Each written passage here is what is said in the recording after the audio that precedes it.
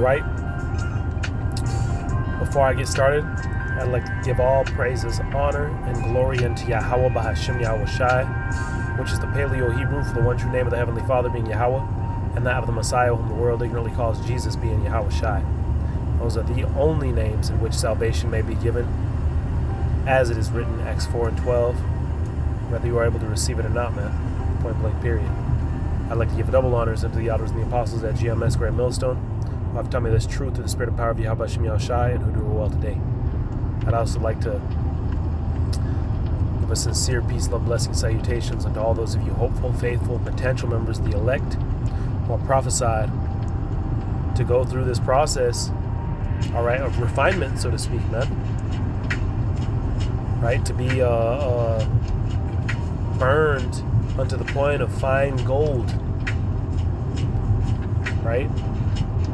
Those of you who are fighting that old man, and in time we're going to overcome him, man. All through the spirit and power of Yahweh Shem Yahweh Shai. And you see here in the background, I got this movie Split, you know, a poster or something, you know, a picture pulled up of it. And, you know, you see the shadows that it has right there, man. Because if you know if you've watched this movie, right, basically the concept of it is this man has multiple personalities, and this last personality that's trying to come out is actually a out of this world creature, as though he's evolving into a whole new being, and that being is only brought through suffering, man, through suffering and overcoming. And you know, though it's like kind of a weird movie, right? The concept is actually very, very true, man. You see, the concept of this is actually very true because it's biblical. All right, we're gonna have to go through some things. All right, in order to overcome, man. That's just the way the Heavenly Father has set it up. All right, just as Yahweh Shai had to go through some things, now, and He set the bar for us, really.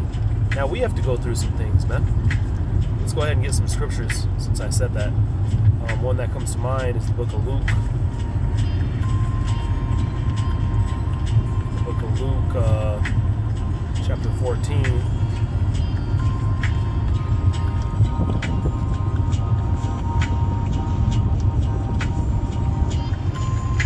And I'll just go ahead and get to the point.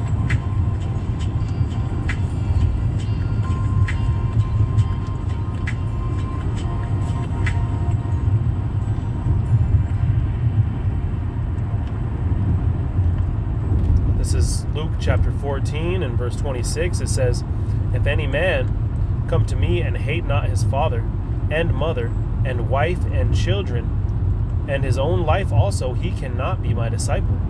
And whosoever doeth not bear his cross and come after me cannot be my disciple."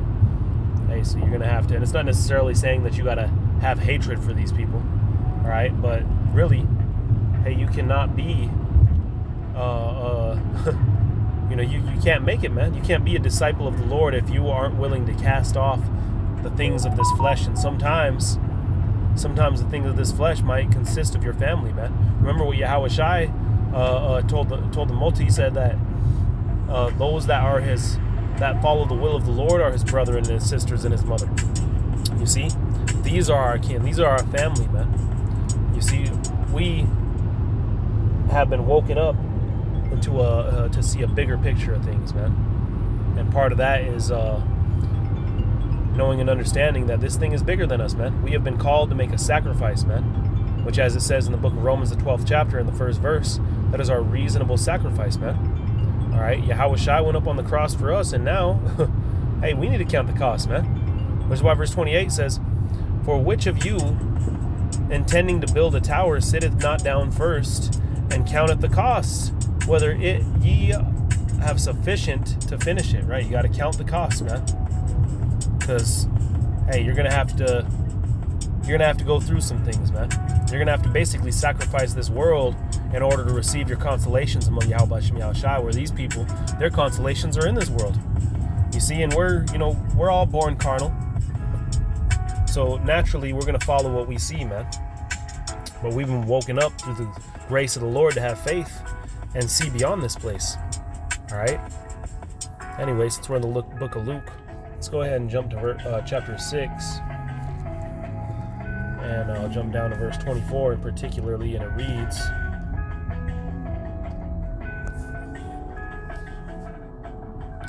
"But woe unto you that are rich." You see, woe unto you. Woe means destruction, man. Destruction to those of you who are rich. Why? It says, "For ye have received your consolations." So your consolations are in this world, man. You've received them through your riches. All right? Verse 25. Well, and that's why the scriptures say the love of money is the root of all evil, man. These people throw each other under the bus, right? We live in that backstabbing Edomite mentality state of the world, man. All right? Esau's world. So that's naturally what these people do, man. Like they say in the world, it's a dog-eat-dog world, right? Hey, that's because it's Esau's world, man. Like Job 9:24 says, right? The earth is given into the hand of the wicked. Hey, well, here you have it, man. The dog-eat-dog world. It says, "Woe unto you that are full, for ye shall hunger. Woe unto you that laugh now, for ye shall weep." You see, woe unto you that laugh now, for you shall weep, man. Which reminds me of another precept. This is the book of Ecclesiastes. Oh, shoot. Ecclesiastes, Salakia. Chapter 7 and verse 2, it reads, "It is better to go to the house of the mourning than to the house of feasting." And now you know why. Because in the house of mourning, what are they going to be, man? They're going to be growing. They're going to be learning accountability. They're going to be self-reflecting, right? It says, then to go to the house of feasting, because the house of feasting, they're going to be distracted, man. They ain't going to be looking at that inner man. They ain't going to be judging the outer man and looking at him in the mirror, right? It says, "For that is the end of all men, and living will lay it to his heart. Sorrow is better than laughter, for by sadness the countenance of the heart is made better. The heart of the wise is in the house of mourning, but the heart of fools is in the house of mirth."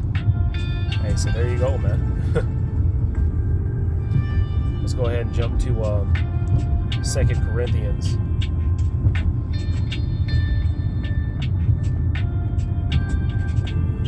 Chapter 4 and verse 16. It says, "For which cause we faint not, but though our outward man perish, yet the inward man is renewed day by day." See that, man? The outward man is perishing. We're defeating this outer man. We're fighting him, man.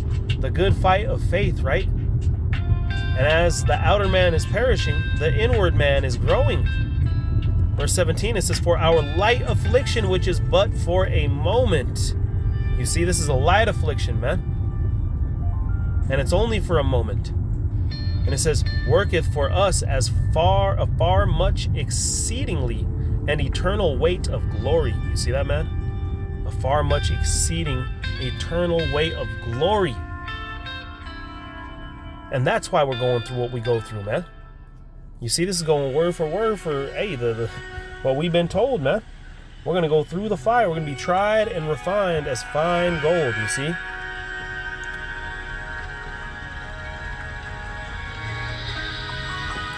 This is 2 Corinthians chapter 12 and verse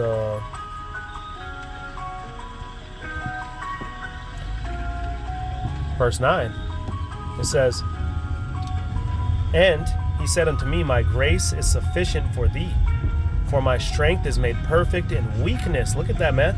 My strength is made perfect through weakness.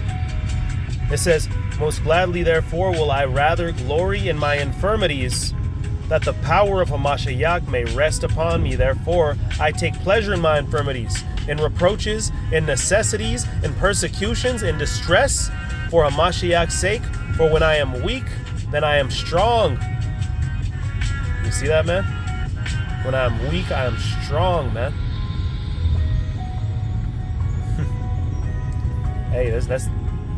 It doesn't get more clear than that, man. Let me go ahead and jump to 1 Corinthians.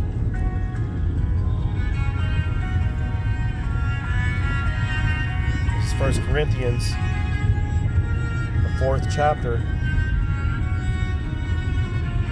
and the 12th verse.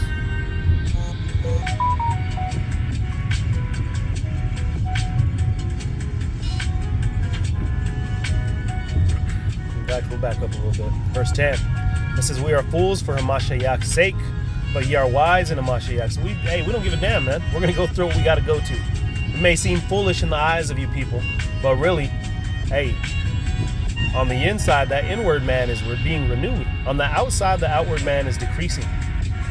Right? Which is why it continues to say, we are weak, but ye are strong. Hey, so we may look weak, but really, man, in the spirit, we're strong. It says, but ye are honorable, but we are despised. Hey, we're honorable in the eyes of Yahweh B'Shem Yahushai, but in the eyes of this world, because we gave up these consolations, hey, we may be despised, man. We will be despised. Verse 11, it says, even unto this present hour we both hunger and thirst, and are naked and buffeted, and have no certain dwelling place, and labor working with our own hands, being reviled we bless, being persecuted we suffer it. Hey, so we're just going to go through what we go through, man.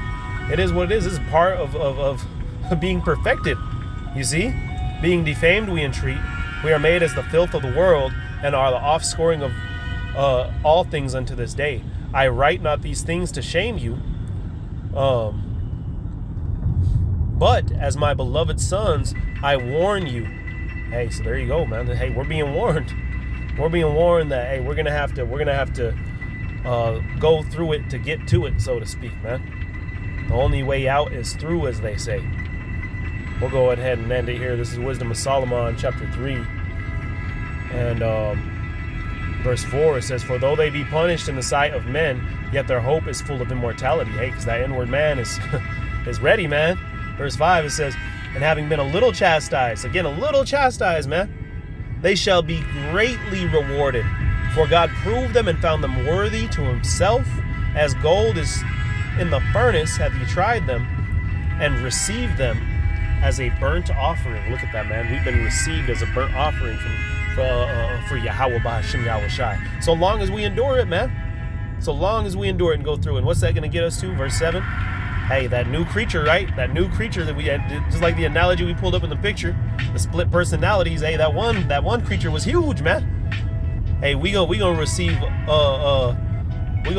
on the right hand side, man. We're gonna receive that as a blessing from Yahweh B'Shem Yahushai. And to prove that, verse 7, and in the time of their visitation, hey, when we're visited by Yahweh, right, they shall shine and shall run to and fro like sparks among stubble. They shall judge the nations and have dominion over the people, and their Lord shall reign forever. You see that, man? There it is, man. Hey, we got our consolations coming, but we got to go through it to get there, man. Lord willing, this is edifying, man. Lord willing, brings patience to those of you who are constantly enduring, man. And hey, may Yahweh B'Shem Yahushai be with you, man. May Yahweh B'Shem Yahushai be with us all, man. Hey, call Allah Yahweh B'Shem Yahushai B'Shem Rakak, double honors unto the elders and the apostles of GMS Grand Millstone. Sincere peace, love, blessings, salutations, and to all those of you hopeful, faithful, potential members of the elect. Until next time, Shalom.